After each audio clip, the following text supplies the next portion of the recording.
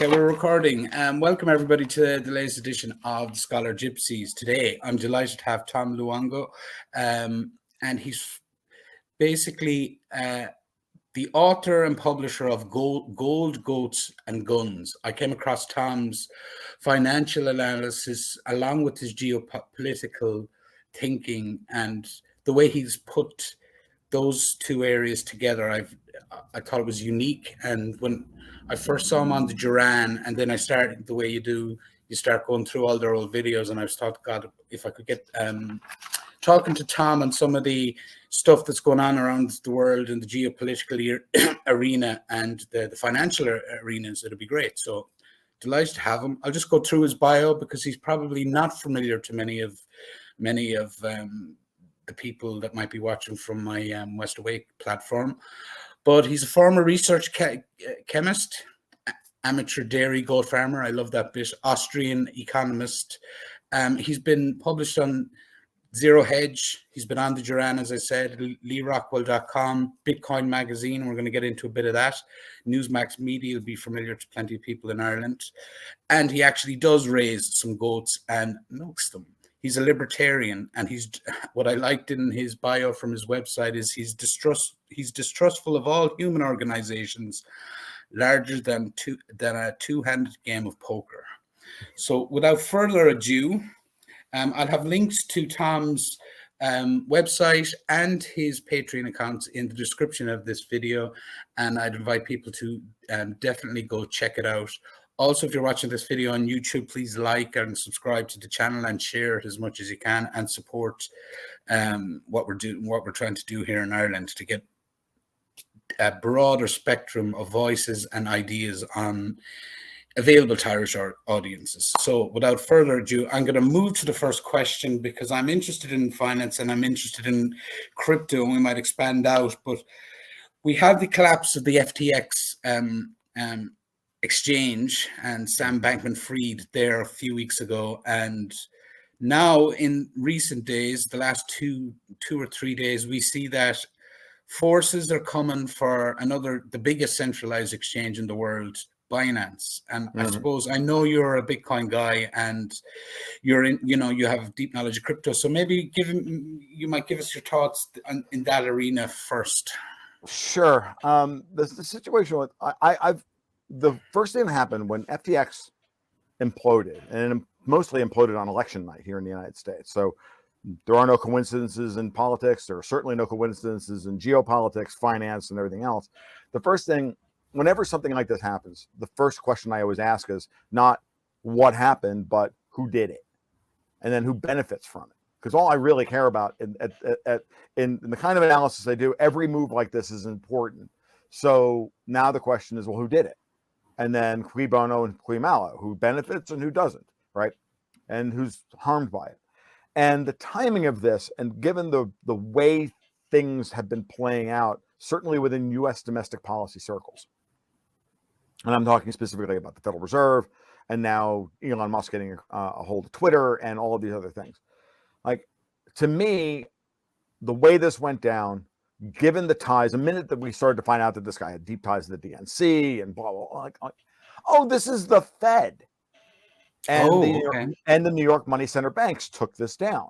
Because what we've seen from FTX over the course of, the 4 or 5 weeks now, or 6 weeks that since it was vaporized effectively, it's really clear that FTX was being set up as a money laundering operation for the DNC and for what I like to call Davos and everybody else to move money around through this thing, as well as being a Ponzi Hoover, like a Ponzi vacuum cleaner across all of crypto. Like, the people who are most hostile to crypto, not necessarily Bitcoin. When I use the term crypto, I mean one thing. When I use the word Bitcoin, I mean something else. And when I use the word Bitcoin, I mean all the hardcore proof of work coins. That includes coins like Monero and Pirate Chain and others, right? The hardcore ones. And then Litecoin is another one. And then you have all the crypto, or I don't know if I'm allowed to curse on this program, but you can curse away. All right, cool. Then the shit coins, right? And so you split those out, and you have those are two different markets, right? Davos despises Bitcoin and has been pumping up crypto. And they've used even having some Bitcoin and then pumping up through all of these crypto exchanges and all of these magic bean created out of whole cloth collateralization tokens and stable coins, right? In order to entice liquidity into that system over the last 5 years, since the first Bitcoin futures contract that's cash settled, by the way, on the COMEX, or what I like to call CRIMEX, went live in December of 2017, which marked the end of the last Bitcoin bull market, right? Futures are introduced on the CRIMEX. 2 weeks later, we have 2 and 3 weeks later, we have a crash in the in Bitcoin, right? You know, we have the whole thing with Bitcoin Cash splitting the chain and all this rotten nonsense. And we can get in. I don't even want to get into Roger Ver. I don't even know how to read that guy anymore because it doesn't really matter.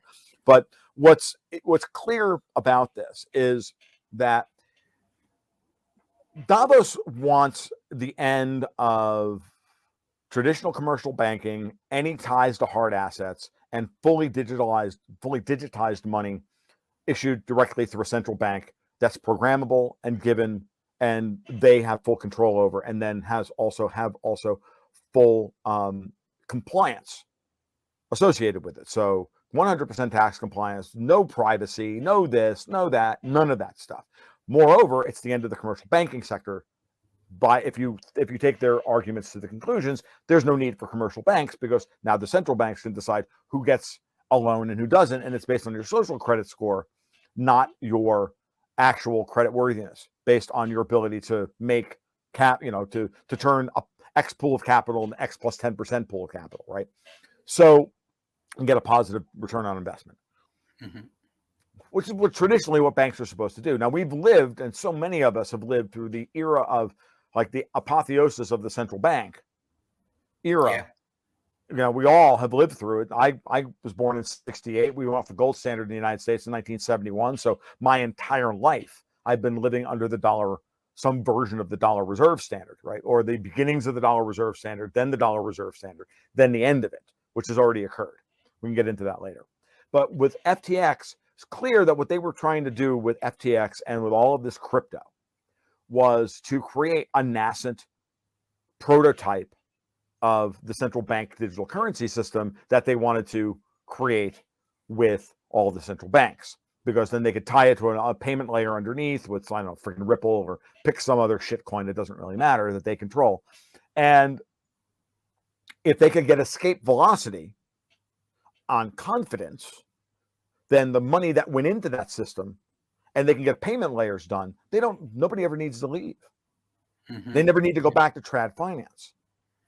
Now all the Jordan Belfort types and the Federal Reserve, the big banks on Wall Street, they're completely unnecessary.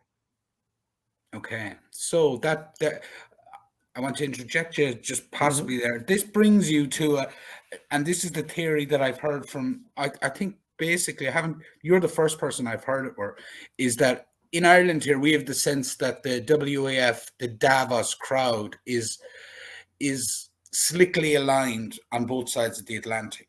And one of the things that caught my attention with you is you very much see the kind of WEF crowd, the Klaus Schwab, this stuff, as being a European.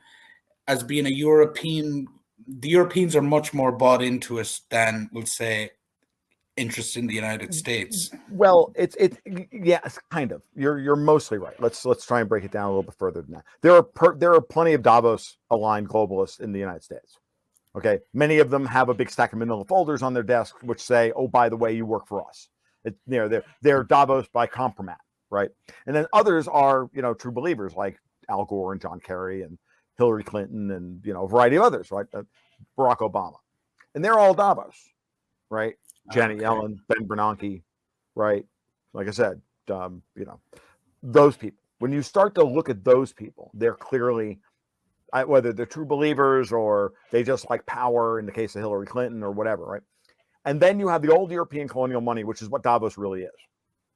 They've co-opted various aspects of the American political and financial system, sure, right? I mean, the Rothschilds own, are a major shareholder in the Federal Reserve, certainly. but so is JP Morgan, and so is Goldman Sachs, right? So like, it's not as cut and dried as that, right? So when you're staring at, whenever I analyze any of this stuff, I always ask yourself, again, go back to cui bono, cui malo, and when you've reached the end of the opportunity to bilk and milk the Muppets and the tax cows of any more money, because we don't have any money. They've destroyed the middle class everywhere, right? We don't have any money left. We're all leveraged up 200. The whole system is leveraged up thousands to one. Blah blah blah. You can't print more debt in order to get any more nominal GDP. We're way into the exponential growth curve of X amount of debt, of how of $1 of debt no longer buys $1 of GDP. It buys like 4 cents worth of GDP. So now you've got to buy $50 worth of debt to get $1 of GDP. It's an exponential growth of debt now versus a linear growth of GDP. 40 years ago, when I was a kid, it was 1 to 1. It was a half a dollar to one. You could, but now there's so much debt choking out real growth. That's not possible. We're well beyond that event horizon. Okay. So the system is going to crash. Now the question is, what is the new system going to look like? So now that's the impetus for this whole Great Reset. Now who wants to remain supreme after the Great Reset is over? Why would anybody on Wall Street want to give up their golden goose? They're all just mob bosses too. Yes. Why would they want it? So and this is when you start thinking like this, and Jerry, this is why I bring this up all the time, and people think I don't know if people think I'm crazy for it or what, or they're just an overgrown kid. I play a lot of strategy games, and I don't play a lot of chess. I don't play a lot of Go. I play a lot of multiplayer strategy games, and sometimes it's winner take all, stab your opponent in the back, and then your friends don't speak to you for 6 months style strategy games. Like, seriously. And those are good training for this type of analysis, because it's very easy for me to just slip into that mindset, because I have to be in that mindset, for the 3 or 4 hours that I'm playing this, horrible drag out area control game where I'm like, I need to take that third city. How am I going to get that done? Well, I need to bribe that guy, and that guy, and I got to make an alliance with him and then stab him in the back right at the last moment and then win the game. Okay. It doesn't always work, but that's and so once you settle into that role, once you start thinking like Emperor Palpatine from Star Wars, well, it's not, then the world becomes a lot easier to analyze, and all of this stuff about numbers and, debt to GDP ratios and CPIs, all this shit doesn't matter. None of that matters. All that matters is interest. All that matters is who's got what. And then you start taking an inventory of everybody's weapons, and you go, I got these resources, you got those resources, you got this, I got that. Okay, well, this is what I'm going to do. And the solve of that equation, for lack of a better metaphor, is to go, clearly, we're going to push interest rates to 5%. All right, Lagarde, deal with that. So are the European side of this equation aware to the full extent of what the Fed are trying to do along with these, the competing interests? What you were basically saying there is the investment bank sector of Wall Street and Jerome Powell and the Fed. How aware are they? We'll say that you're at this, I'm sure they're aware, but this sounds like how aware, yeah. Very. From the moment, even before Powell began the process of going to war with these people, he telegraphed it at a conference 2 weeks before the June 16th Fed meeting, where he raised the reverse repo rate 5 basis points above the Fed funds rate. That was the beginning of it. The euro crashed overnight and started the process of taking the euro from $1.22 down to 95 cents, which culminated in August, September of this year. But 2 weeks before that, he was at a conference with Lagarde, a convocation of central bankers. And Lagarde got up there and started speaking, waxing eloquently, how everybody needs to get on board with coordinating monetary policy to fight climate change. And it was like that moment in the life of Brian, right? Where we are all individuals. Yes, we are all individuals. And there's Jerome Powell. I'm not. I'm the head of the Federal Reserve, and I have a twin mandate for stable prices and full employment. And Lagarde lost her mind. Oh, did she? I didn't realize Oh that. yeah, she was freaking hot, dude. It was ugly. I remember watching it once. I haven't watched it since then. I didn't save a video. I didn't save a bookmark to the link to the video, but she was angry with him. And that was it. That was on like June 3rd. I wrote about it. I said this was the most all this stuff was happening that week, and I sent a thing out to my patrons. I said this is the biggest headline of the week. Jerome Powell just declared war on the ECB, and I didn't know what that meant. And then that Sunday, right before the Sunday, I do a market report for my patrons, which is basically a video podcast where I do my typical stream of consciousness stuff over a couple of talking points, and then I do a whole bunch of technical analysis of strategic markets. So I go through and do chart reads on gold, silver, oil, the Dow, the 10-year bond, yada, yada, yada. And then anything else my patrons want me to do.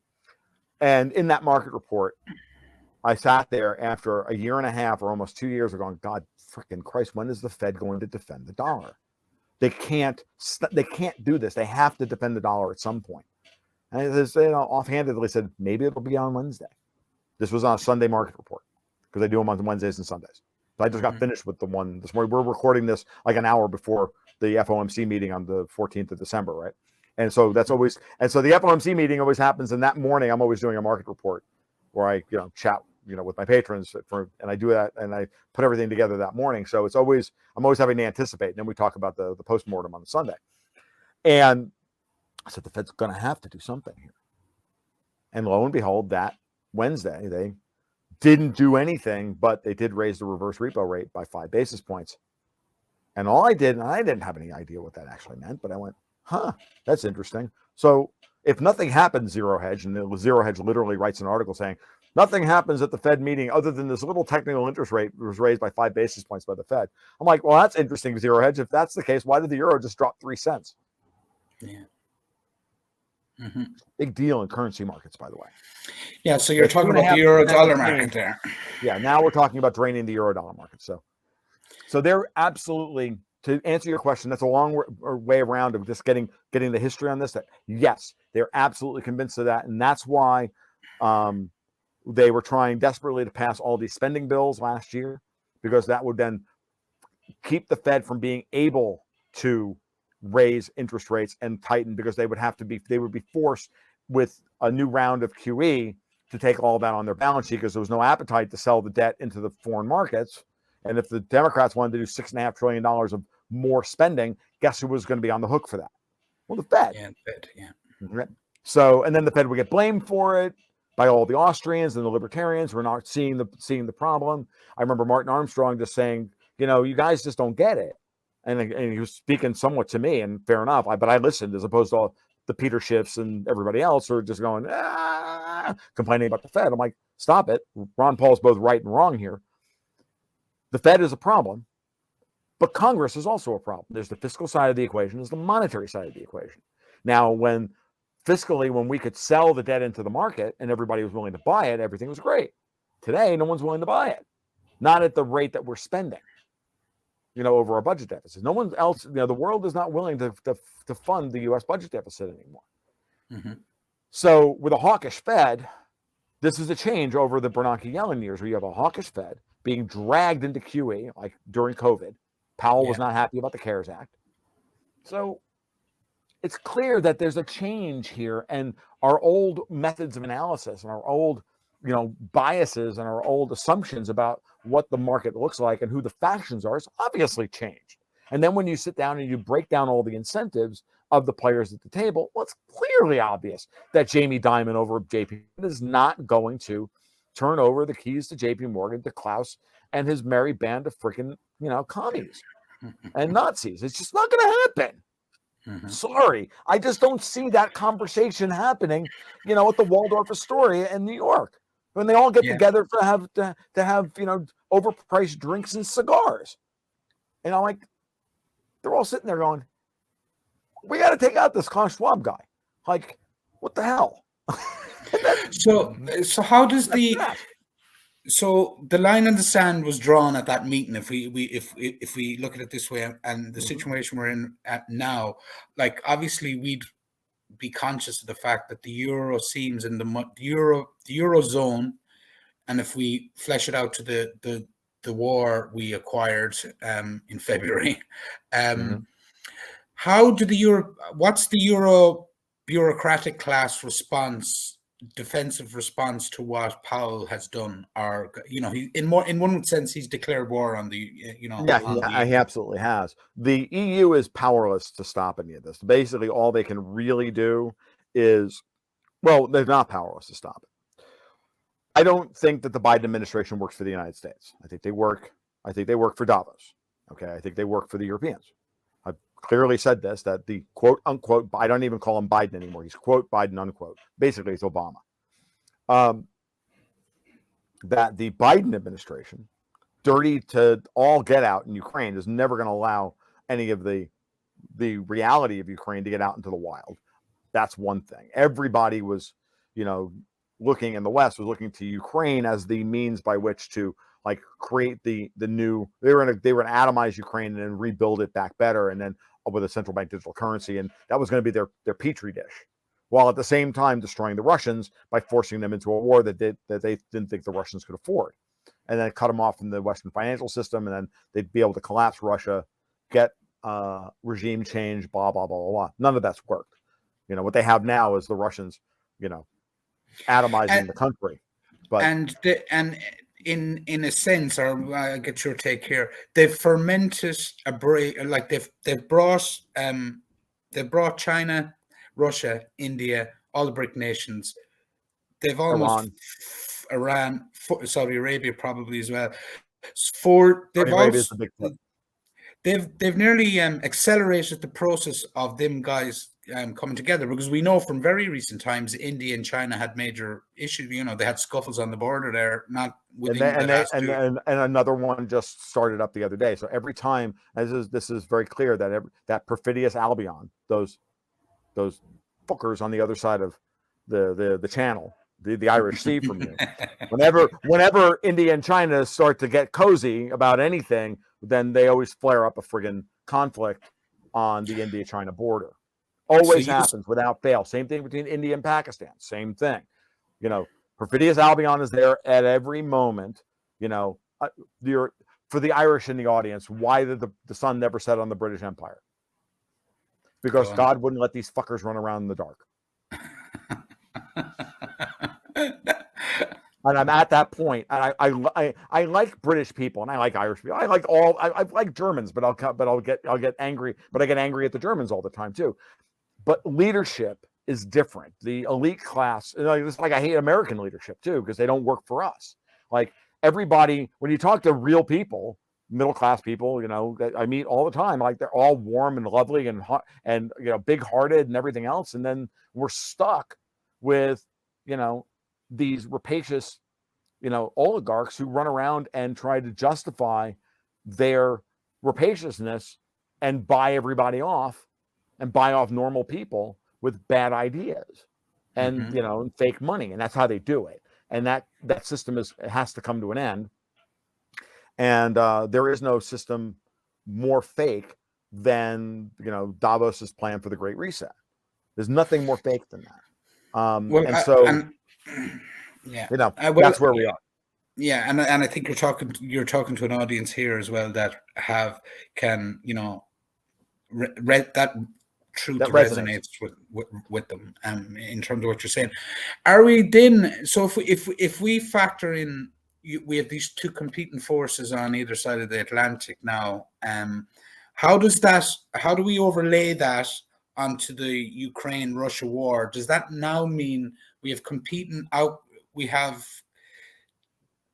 potentially people with hoping for different outcomes in that conflict in terms of the finance? Are they aligned on that? Well, the problem is that, like I said, Biden, with quotes, and Davos are aligned to get us involved in World War III. Then there's the old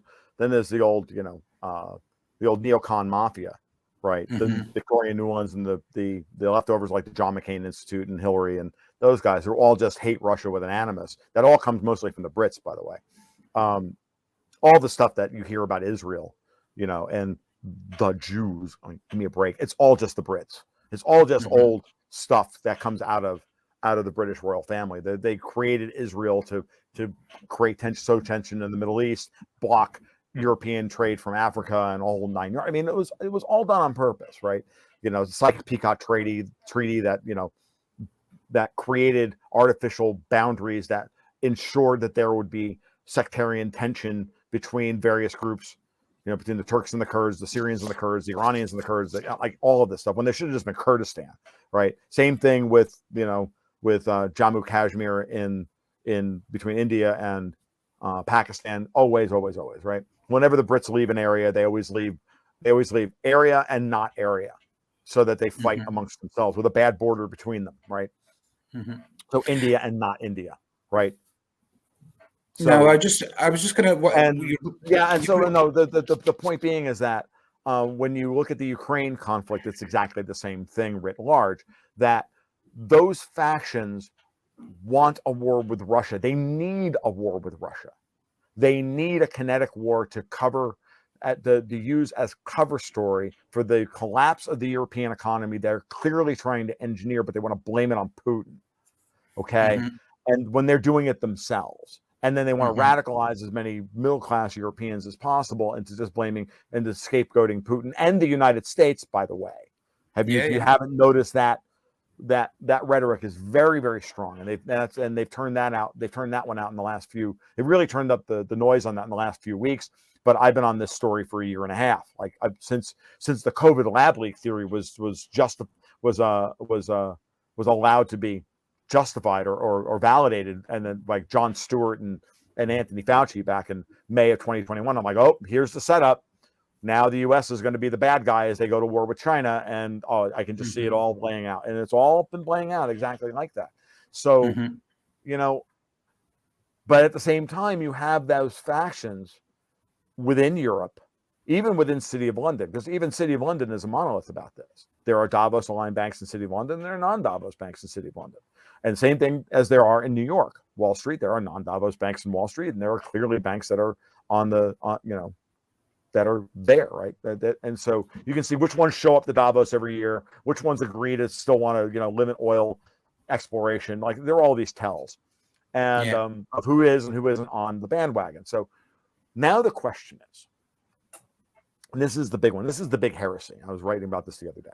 Is there nascent or even silent or even tacit coordination of policy between the Federal Reserve's actions and the Russians, one on monetary policy and one on energy policy, in order to really put the EU into the stocks, as it were? And then, the way I've described it in the past is if the EU is a rag doll and you got Powell on one side and Putin on the other, and they're both kind of looking at each other, but then they kind of don't. They both just happen to pull at the same time and pull the arms off the rag doll, and the rag doll falls apart. They use the rag doll, that's Lagarde, and she's stuck. And every once in a while, you see them try and, make a move to buy themselves some time, overthrowing Liz Truss, bringing in Rishi Sunak, setting up a reversal of Brexit. The bank run on Credit Suisse was another one, right? I think that was purely Davos. And did you think the Liz Truss, it seemed to us here on this side of it that it seemed very clear to me that Liz Truss was taken out by a combination of the Bank of England and Davos interests. Is that the way you viewed it? Absolutely. If you look at what Giorgia Meloni is doing in Italy and what her proposed budget and plan is, it's no different than Liz Truss's. We need to secure better sources of oil, and we need to bring cash and investment back to Italy. And we're going to raise the budget deficit a little bit, but we're going to shore up people's energy bills. And shore up our borders as well. That's another big borders as well at the same time. And Liz Truss said we're going to go to Scotland and we're going to drill baby drill, and we're going to break the SNP's fantasy of joining the EU, bringing Scotland into the EU. We're going to drill baby drill. We're going to put all those people to work, and we're going to make England energy self-sufficient again. And we're going to make them exporters to the rest of the continent. When you really stop to look at all this climate change nonsense, if you really break it down, it's really quite simple. Who doesn't produce hydrocarbons? Europe. Who's angry that the rest of the world still produces hydrocarbons? Europe. And now all they've done is dressed it up in the moral high ground that they're trying to save the planet. It's all this religious fervor bullshit. It's nonsense. And they've got some people, and they've got to convince some people about this, but they haven't really convinced anybody that matters, because none of those people have any capital. No, and I agree with what you're saying there, even though I hadn't thought in as much detail as you've obviously thought it through there. But I suppose where you would say the WEF, the young, you could make the argument the Young Leaders Forum has been highly successful in a kind of subliminal way over time. Like, you might be familiar with our leader, but our leader's Leo Varadkar. You have Macron, you have Ardern down in New Zealand, and you have Justin Trudeau. You've got Chrystia Freeland over in Canada. You've got Dan Crenshaw. You've got so many. I can go through the list. And you've got a couple of people who are not really part of that thing, who have been placed there to get guilt by association. And one of those is Tulsi Gabbard. You have to be very careful about what the WEF does, because they will do this. They will do this shit where they'll invite people to a WEF forum, and then those people don't show up, but they put them on the website anyway. That's what they did to Tulsi Gabbard. And she's explicitly told everybody about this. And yet you'll still hear people on Twitter like arguing with me. Gabbard, here's the picture. I'm like, yeah. And I haven't heard her address it. Well, that's not your ignorance is not my freaking problem. Like, go search it out, as opposed to taking the WF's word for it. Why don't you go take her word for it? And then she's out there. I don't know, the latest issue of her episode of her podcast where she and Tucker Carlson are like dropping F-bombs left and right about how terrible the entire situation is. I'm like, yeah, you really think this one's working for the WEF? Are you kidding me? Like, okay, like, thank you. No, but what I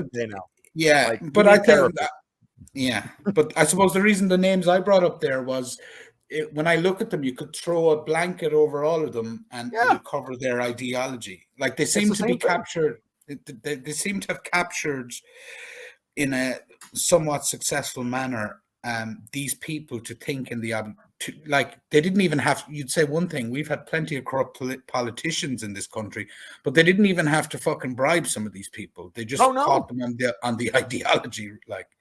Yeah, if they're true believers, forget it. It's when you look at somebody like Ursula von der Leyen, it's very clear that she's not just corrupt, and she's corrupt.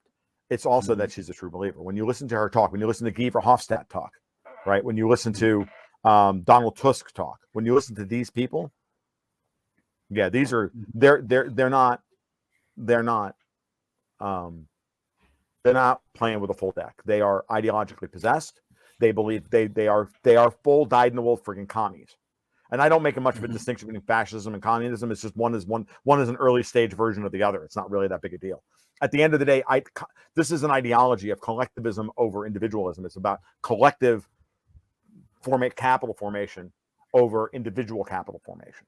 Okay, and it's about, that's what it's about, uniformity of ideology over the multiplicity of it, and that's the difference. And that is the totalitarian impulse. That is the communist impulse.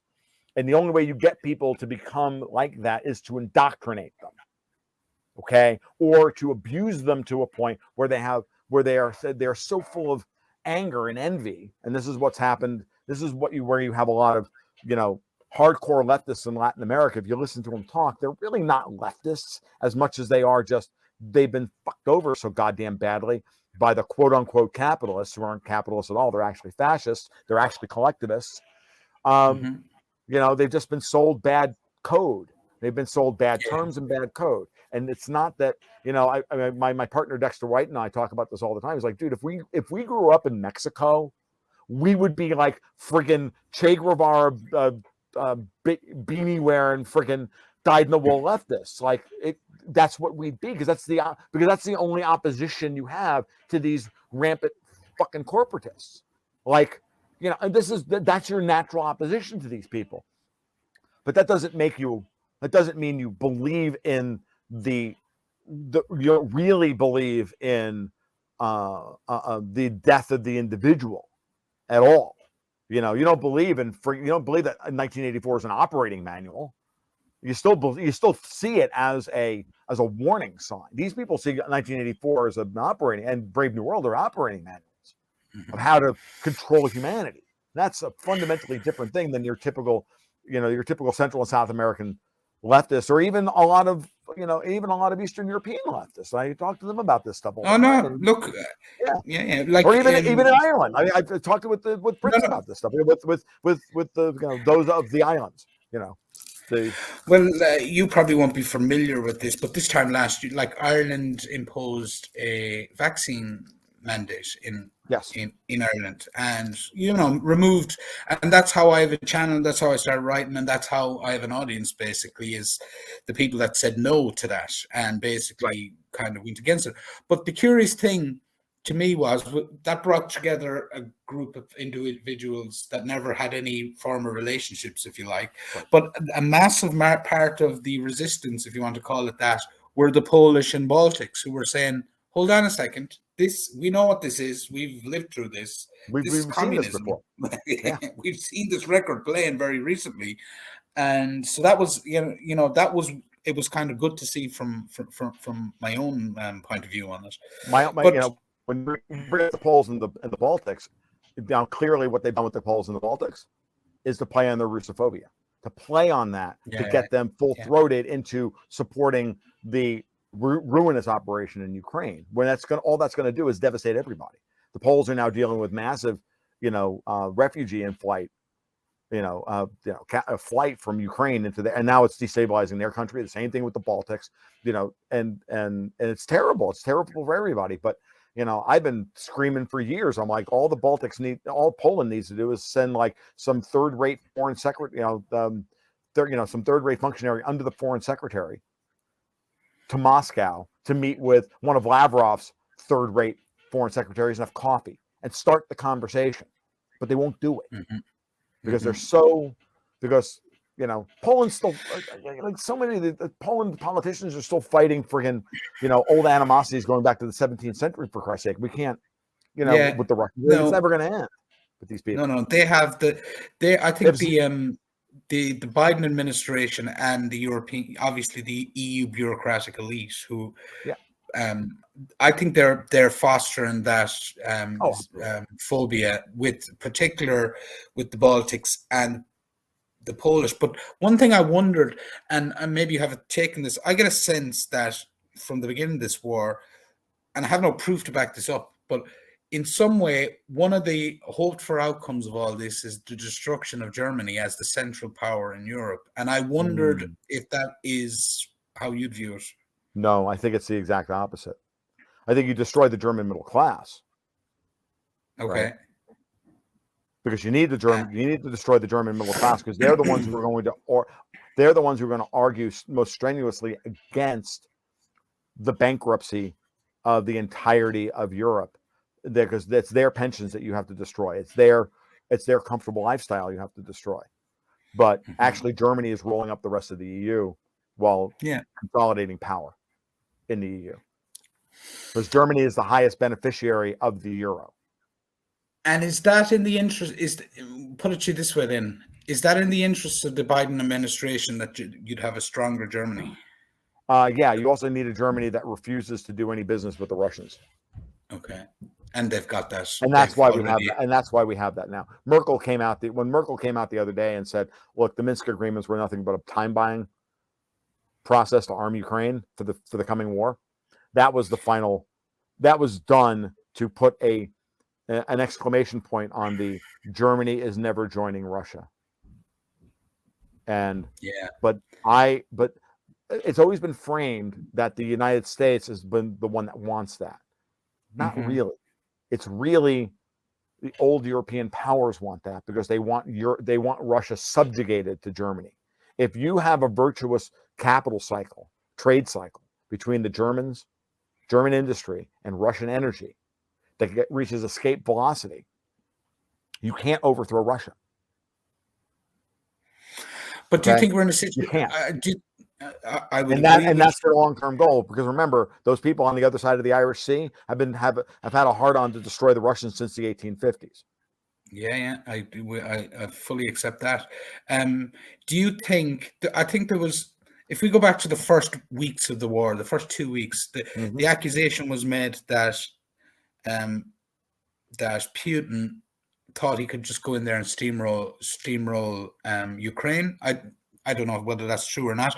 But on the flip side of that, I think the EU, combination of the Western powers, thought the nuclear bomb of sanctions that they initiated and very quickly and very coordinatedly together would sink the Russian economy, and they were wrong about that. So very wrong. So Russia's got, if you like, almost like a bank run, almost like a bank that's survived a bank run. It's got a real test of itself, and possibly didn't even know itself how strong it was to a degree. Maybe. And it's obviously forged relationships, it's forced it to forge tight relationships with, the countries I've outlined earlier. How do you see this going? Because in terms of, where do you see the BRICS conglomerate or moving towards over the next 3 to 5 years? Okay, well, let's unpack a couple of things you said. One, I agree with you that the Russians have been tested. Two, I think when Putin finally made the decision to move into Ukraine, he forced a stark choice onto everybody, the world over. And then he found out where his friends were. He found out he had a lot more friends than he thought he did. Yes. That's actually, that was good. Now all he has to do is survive the war of attrition. And like every increasingly desperate sanctions package that the EU puts on them is just tightening the finger. Lagarde and company are now dealing with, they had one Chinese finger trap. I'm trying to wriggle out of it. Now they got two. Now they got all four. And now they're like this. They're in 5 Chinese finger traps. They don't know how to get out of them. And all the Fed has to do is keep raising interest rates. And all Putin has to do is keep saying, it's fine, we'll sell our oil to other people. Like, what are you going to do? You have no... Europe really did believe that they had monopsony power over the Russians. And monopsony is the opposite of a monopoly. A monopoly is one provider that supposedly can set whatever price they want. The thing that everybody's always worried about, that, is we're all trained to believe Marx was correct about, capitalism tends towards monopolies. It's bullshit. It's nonsense. It only tends towards capitalism only tends towards monopolies when governments can protect the monopoly. Therefore, by then, it's not capitalism anymore. It's corporatism. One, but typical Marxist, hey, let's equate capitalism with corporatism and then create a fake zero-sum game in our analysis in order to, bamboozle the normies. It's what they do, right? Bamboozle the envious, basically. Monopsonies are the exact opposite. I'm the only buyer.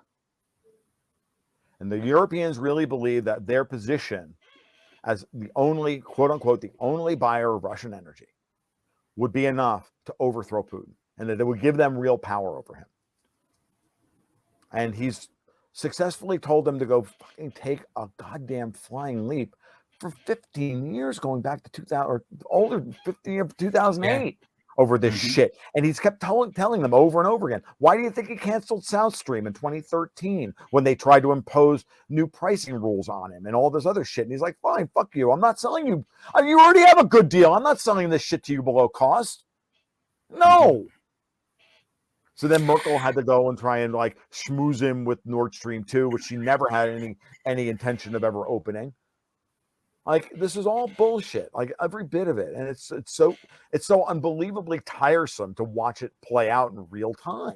I used to believe that the Nord Stream 2 was going to be open because it was going to give Germany an unbelievable amount of internal political power to control the flow of gas around Europe, and then bring the Poles to heel and bring the Hungarians to heel and make sure that they controlled the Italians and blah, blah, blah, blah. And I'm like, clearly, when push came to shove, they're like, no. Well, that's okay. We'll blow that up too. We can, and I don't think they ever wanted to blow that up. I think they wanted to have their cake and eat it too. I think they wanted to be able to continue to get gas through Nord Stream 1 and 2, be the energy overlords of Europe. Okay.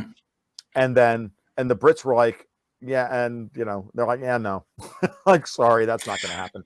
And so then we have the overthrow of Liz Truss, and that was, I heard you speaking on a podcast, and you were saying there's some players, there's some actors here, because obviously there's a layer above this where you look at the COVID era, and you look at the war in Ukraine as kind of triggering events to pursue nefarious agendas and stuff like that. But we don't have to go down that too deeply.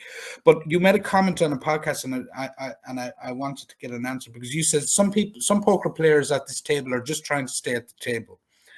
Were you talking about were you talking about the UK there in that scenario? And I was also talking about the EU. Okay. In the grand scheme of things. What's that? Oh, the UK is far weaker. They've been destroyed now. And they're being torn apart the same way we're trying to be torn apart. Like the EU clearly wants an independent Scotland, an independent Wales, an independent Ireland. You know, they want England, and then they want to control England. They want to atomize the whole thing. The same thing they're trying to do here in the United States. They're trying to create rump states here in the United States as well. And that would also force, oh, by the way, guess what? A debt default from the United States. Because if the United States breaks apart, who's going to be who's going to control the debt? Like if you force the red states from Florida all the way out to Idaho and everything in between into a new country, breaking off from California and New York and the left coast and the east coast and the northeast. Those people control, that would be me, by the way, because I'm in Florida. That would be 90% of the military assets of the United States, by the way. So who actually backs the U.S. debt at that point? And if they turn around and say, we're no longer the United States anymore, fuck you. We don't owe the debt. You guys do. Now, what does that do to capital? How does the world react to, in the grand game of global capital? How does the world react to that? Do you not see that being in Davos's favor by freezing capital that wants to flee Europe, but looks across the pond and goes, yeah, but the United States is fucked. I can't move it to China. Their capital account's not open yet. Can't move it to Russia. Not even allowed to do business with those freaking people. Now what do I do? So clearly all of this stuff is designed to try and keep capital bottled up in Europe, whatever's still there. So let's go back all the way to the beginning of this conversation. Let's talk about FTX, Bitcoin, and Tether. Yeah. So who's the only major power really hostile to Bitcoin? And don't say China. Because China just turns a blind eye to it mostly. Mostly China doesn't care. They care about capital flight out of China. I'd have to... But China doesn't really... So... It's the Europeans. Who came out this week and said, yep, you have to declare all your crypto transactions. You're not allowed to have any privacy in the EU, blah, blah, blah, blah, blah. Who hates Bitcoin? Lagarde.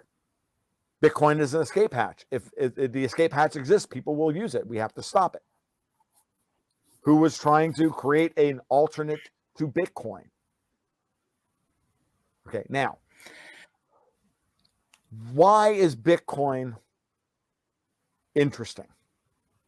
Because if you're looking for a means by which go on, sorry. What's that? No, sorry, keep going. I'm sorry. After FTX blows up, and then BlockFi blows up, right? And then what happened after that? Everybody started going, oh, what about Tether? The Whisper campaign started about Tether. The Whisper campaign started about Binance. They tried a bank run on Binance this week as well. Like I said at the beginning, the Fed and the New York boys blew up FTX in order to blow up another version of the offshore dollar markets, or the Euro dollar markets, right? And it was now the fake magic bean version of the Euro dollar markets. They had to blow that up, because otherwise that would be a means by which to move money around the world without needing to go through the dollar or national currencies. That's one. So they had the incentive to blow it up. But you don't want to blow up Bitcoin, because Bitcoin is a foundational asset that can recollateralize the world along with gold. In that respect, they're both gold and Bitcoin are incredibly powerful assets to recollateralize an over-leveraged world. As the Fed's blowing up offshore dollar leverage, right, and financial assets are collapsing, from a lack of liquidity supporting all of these levered assets, right? Which got the Bank of England in trouble, which Credit Suisse. And look, Davos is using this as a means by which to attack anybody who is potentially aligned with the Fed to fight them by blowing them up. They blew up the they blew up the UK pension funds through BlackRock's ownership of the LDO funds. The LDI funds. They blew up Credit Suisse on a bank run because most of them probably have all their freaking money in Swiss bank accounts anyway. And they pulled all their money out and tried to collapse Credit Suisse, which then forced the Fed to help bail out the SNB, the Swiss National Bank, to bail out Credit Suisse, which then set a floor under the euro and set the current bear market correction or bull market correction in the dollar to where we are today, saved the euro from collapsing below 95 cents. Now it's trading at $1.06, right? So what did they buy? Maybe 6 months, maybe 3 months, something like that. They bought themselves another 2 or 3 months maximum.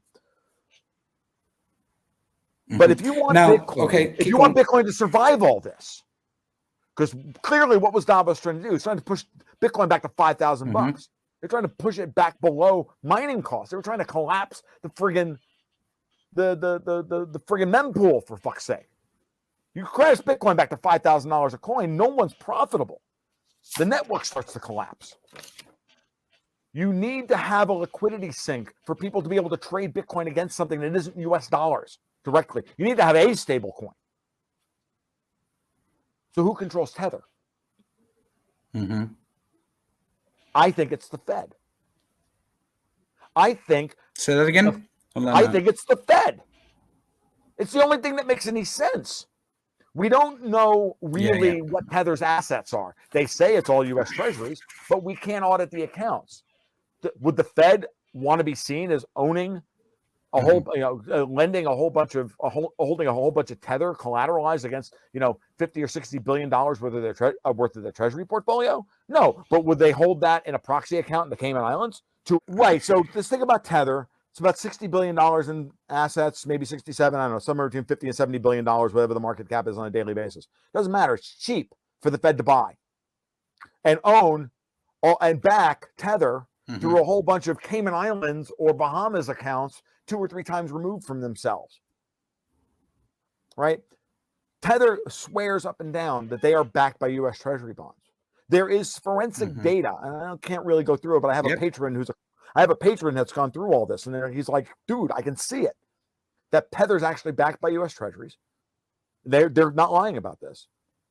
And it's most likely the Fed doing the collateralization.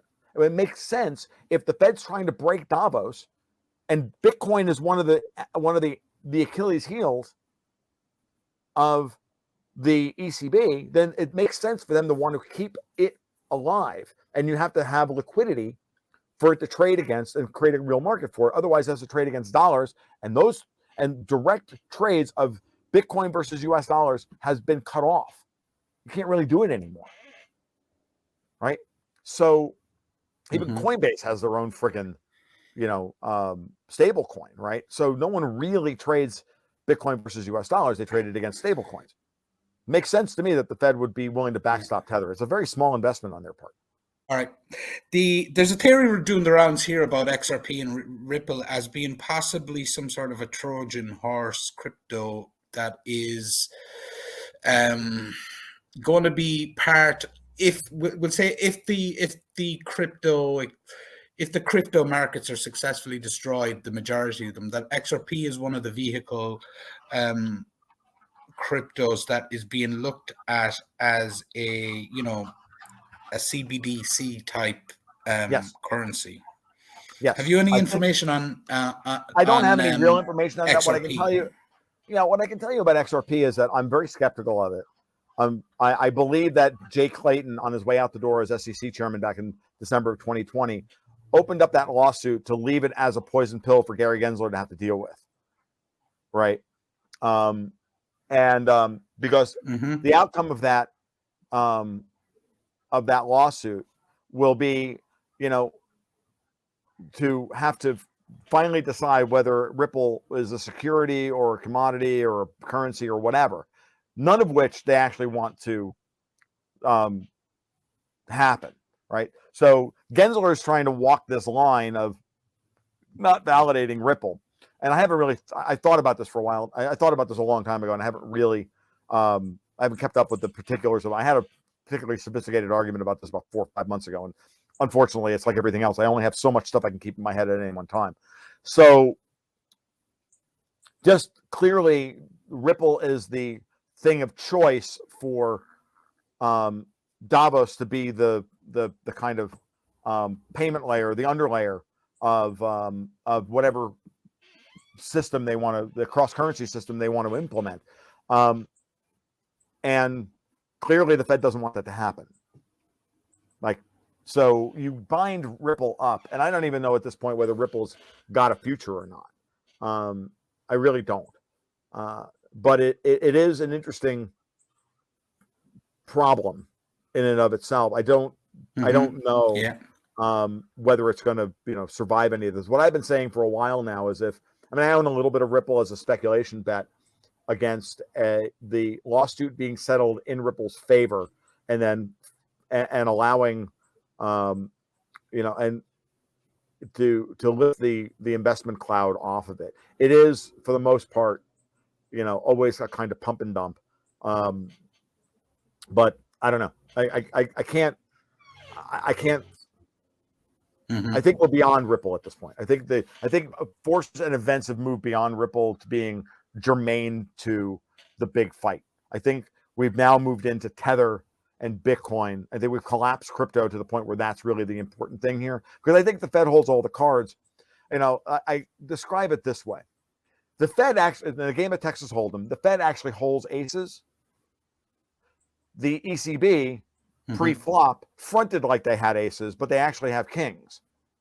Ace king comes on the flop, and the ECB keeps betting like they've got aces, and the Fed just checks them down. And every move the ECB makes, it's just, yeah, that's nice. Keep putting more money in the pot.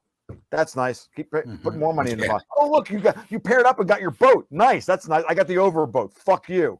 Okay, and then on the river, the ECB has to check because they don't want to show their cards. At which point, okay, the Fed checks, they slough, and now we move on to the next hand. And I think we're right at that moment where the ECB is either going to have to bet one last time and try and force the Fed off. This is what today's rate hike is all about, or they check it down and they're done. And so, in looking at it that way, I think it's very obvious that that's what's going on here.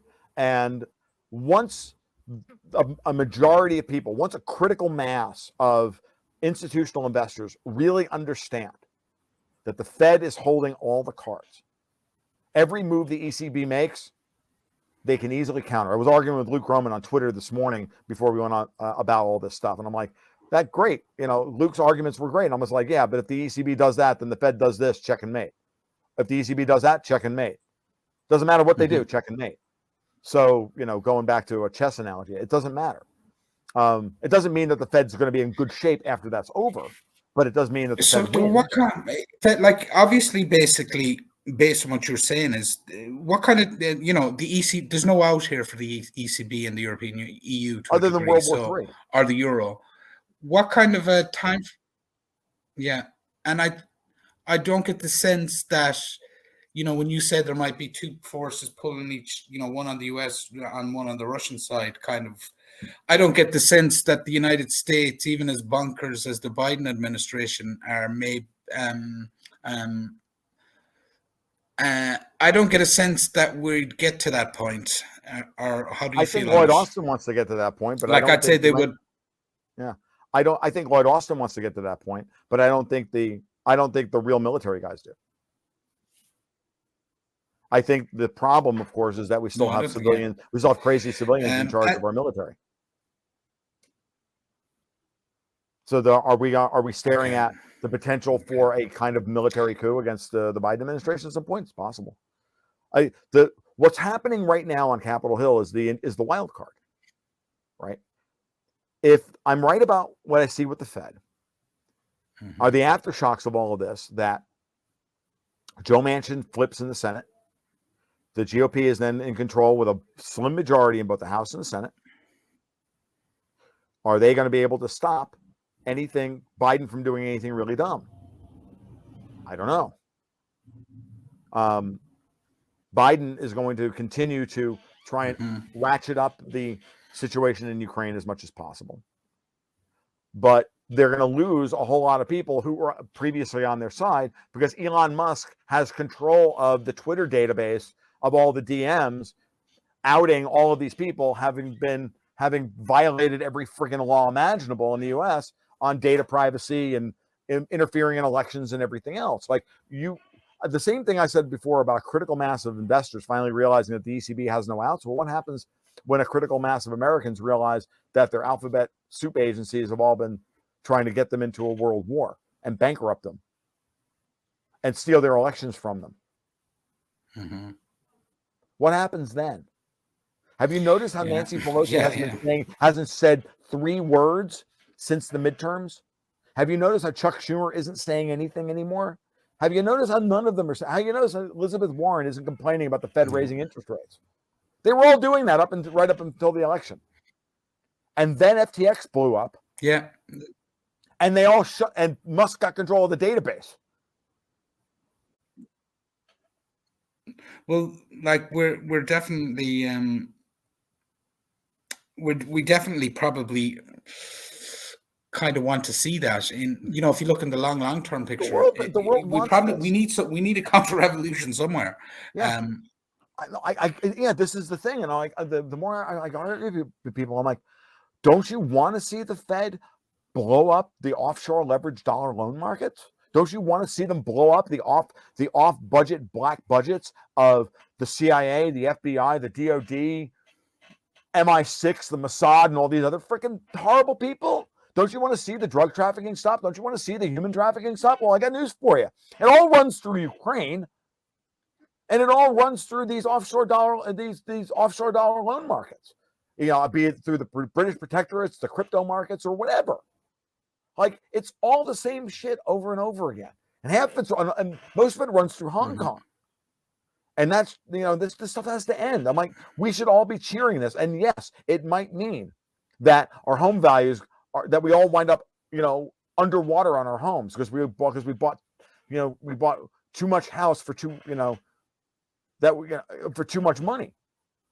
But at the end of the day, the Fed is sitting on $2 trillion in cash in the reverse repo facility to pump reserves into the market if necessary.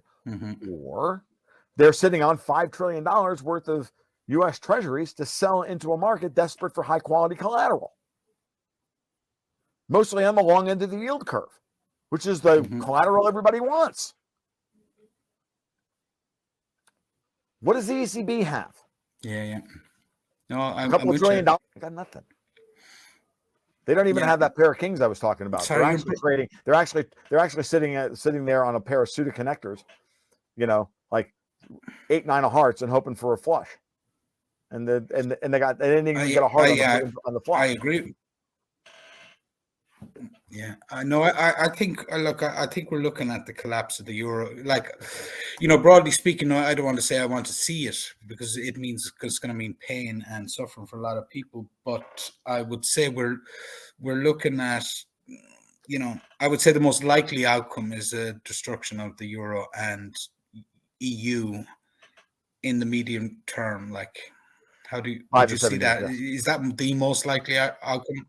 Yeah. No, I've been saying that I think the European Union has to die for a long time now. We want it to die. It's the EU SSR, dude.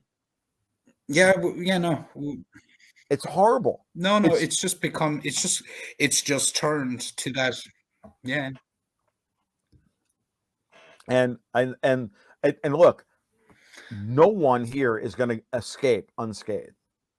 Everybody it's like that guy from Full Metal Jacket. It's all a big shit sandwich and all have to take a bite. The question is, who's going to take the biggest bite? The Russians and the Chinese are really trying still, in a way, to do diplomacy, even though they know diplomacy is an illusion with these people. Okay. But I think what they're waiting for is whether or not what I see as the beginnings of a counter-revolution here in the United States, whether it matures and has legs. It started with the Fed, and now it's morphed into getting control of Congress again, Then we have to stop the spending on Congress. We have to get the fiscal side of the house in order to give the Fed the room necessary to continue raising interest rates to break the offshore leverage loan markets, the offshore euro-dollar markets. Force the ECB into bankruptcy. Force them into the nuclear option of having to, I don't know, what Luke Groman suggested this morning, start printing euros to buy gold. Like, do you realize that you realize how much of a Chinese finger trap that is? Because the ECB only really controls 500 tons of gold. The Bundesbank has 3,500, 3,300 tons. The French have 3,000. The Italians have 2,400. Blah blah blah blah blah. I don't believe for a moment's notice, with Giorgia Meloni in charge in Italy and acting the way she is, that she hasn't gotten a pledge from somebody that under no circumstances will your gold wind up in the hands of the EU. I see at the end of all this, Italy winding up in the position at the catbird seat to drive not only a breaking of the European Union, but become the epicenter of European revivalism post 2030. Okay, we're all gonna it's all gonna be bad. It's gonna take 10 years to work all this shit off, maybe 20. You know, I probably won't even see the best part of it, right? But I think that this is the scenario we're looking at this point, and I know why the Italians have the whip hand. It's because there are 100 U.S. military bases in Italy. Everybody talks about how Germany is a friggin' captured pawn. Like, no, they're not. The Italians have the American military behind them. So when Meloni makes the move to defy the EU, you have the opportunity for the Americans to tell everybody, oh yeah, know what? You're not taking their gold, and you're not doing anything. You don't have any tanks left. You don't have any weapons left.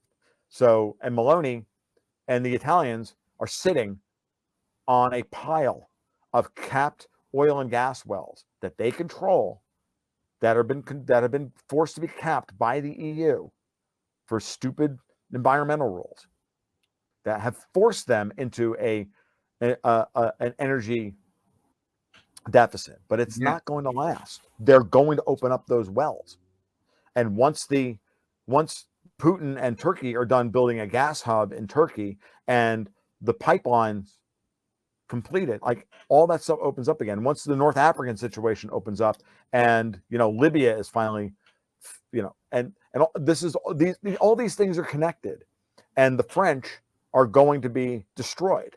Their control over North Africa is ending by the day. And that's why that video, that 3-year-old video of Meloni talking about the colonial franc going viral. Not that her talking about it was so important, is the fact that it was surfaced and then was given to everybody to amplify. How does that get amplified? In the alternative media, unless it was sent out by forces arrayed against Davos? Because no fucking way, that's the third rail of European politics. No one talks about the CFA franc. No one talks about the colonial franc. First rule of the EU is no one talks about the colonial franc. Second rule of the EU is nobody talks about the colonial franc. Like, this is real. And the minute that came out, they had to like run their apologia on it. No, she's wrong and blah, blah, blah. Oh, shut the up. She's got you by the short and curlies on every issue.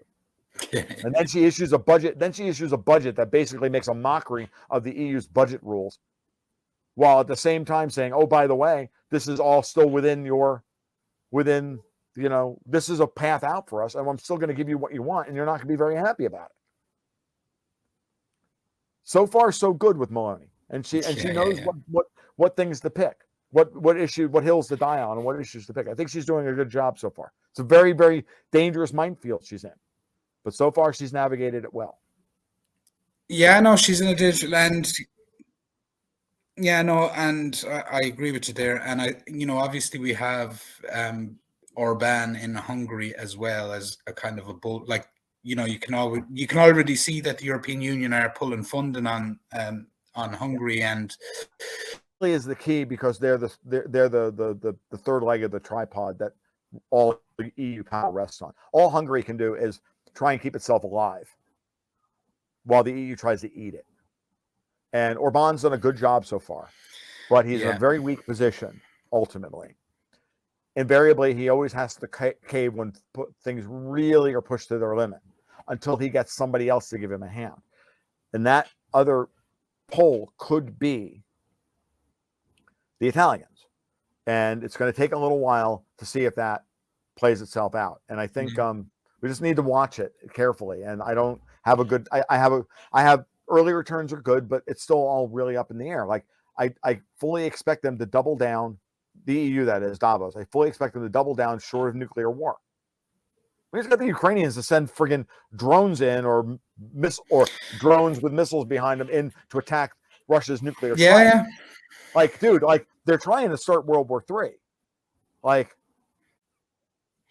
no, I was just going to ask you a final question because the line is going in and out there. But I wanted to get, I wanted to ask you a final question in terms of what would you advise people what would you advise people in terms of protecting themselves on a personal basis in terms of assets? Or, you know, obviously currencies, you know, the euro anything could happen to the euro. How would you view, how do you view the scenario and what people should be kind of mix of assets they should be in? The name of the blog is Gold, Goats, and Guns for a reason. So, yeah, I hate to be flip about it, but it really kind of, I never really thought about it that way when I was putting this together. I just thought it was a cool name, and I really started to think about what that means. And when I started putting the portfolio strategy for the newsletter together, and I really started to like go through it, I'm like, oh no, this is a very powerful metaphor.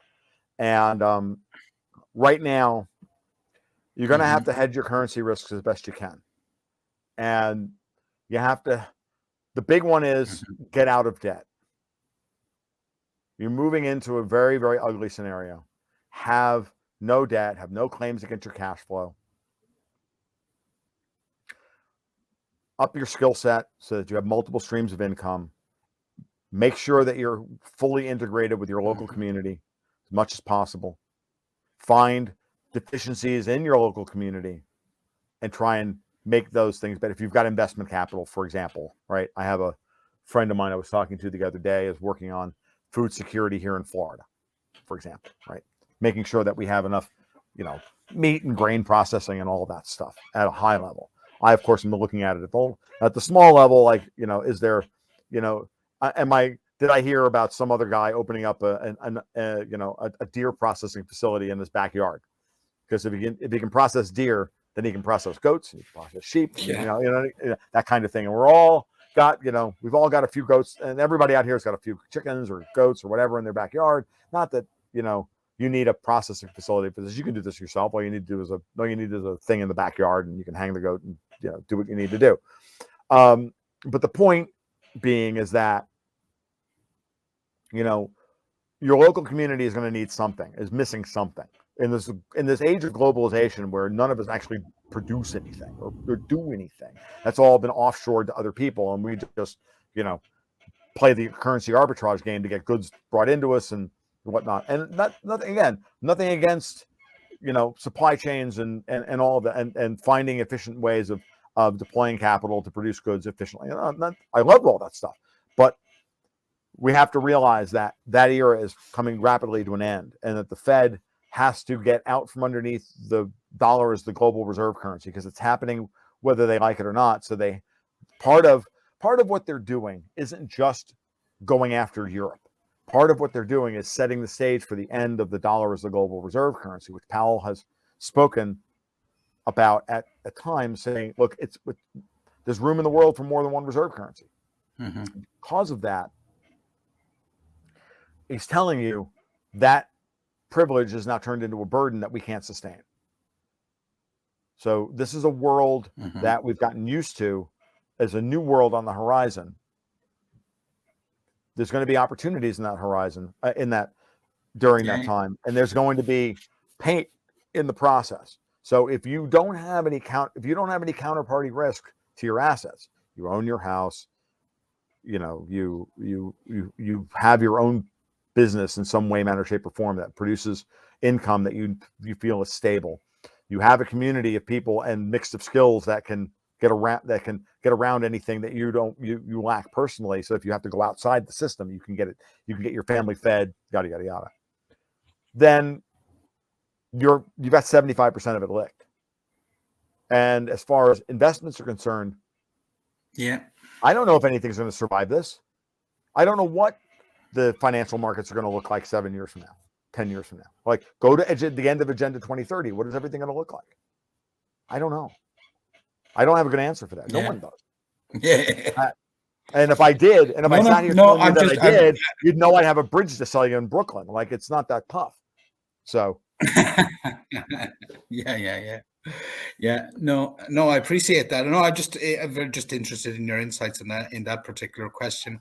I suppose just a little quick one at the end. Do you see, and just bringing back in a point, can the Fed can the Fed, the investment banking system, and Bitcoin coexist? Yes, absolutely. Bitcoin's a foundational asset. In a return to a world without hyper-financialization. There. All right, sorry. Okay, in a world without hyper-financialization and a return to effectively a community banking, classic net interest margin banking. I deposit my money in a bank. The bank looks around for investments to put that money to work at 6%, pays me 2%, pockets 4 or 3 and 3 or 2 and 4, whatever the thing is. Like, that return requires a return to a strongly collateralized banking system with strong foundational assets. Sounds like Bitcoin to me, sounds like gold to me, sounds like something along those lines has to happen. The BRICS are making it abundantly clear they're going to tie their currencies to commodities and gold and to real assets, and that they want the primary commodity producers to no longer be put on effectively a cost plus drip feed business model, while all the profits roll up to the money changers. Effectively we have to throw the money changers out of the temple. What if the ultimate money changer, the Fed, that's tied with the people on this one? That's a big question. Big question. Well, this is the question because the CBDC era is obviously not going to be a good one if it is. So it's going to fail dramatically. Okay. Yeah. All right. Cool.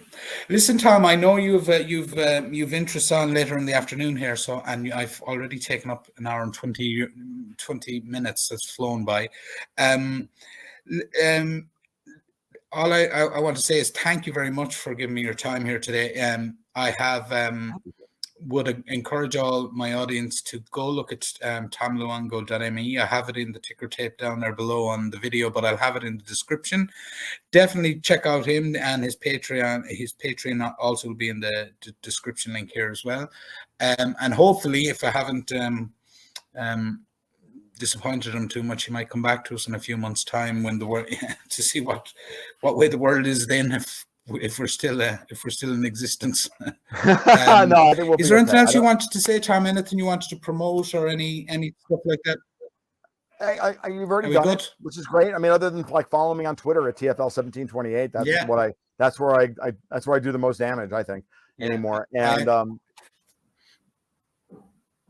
hopefully you all enjoyed that interview with Tom Luongo. Just a final reminder to click like or subscribe on the YouTube channel. If you're not familiar with my writing, it's on the West Awake, and that's westawake.substack.com. Please consider supporting both platforms, and links in the descriptions to how you can contribute to the work that I'm doing here. Thank you.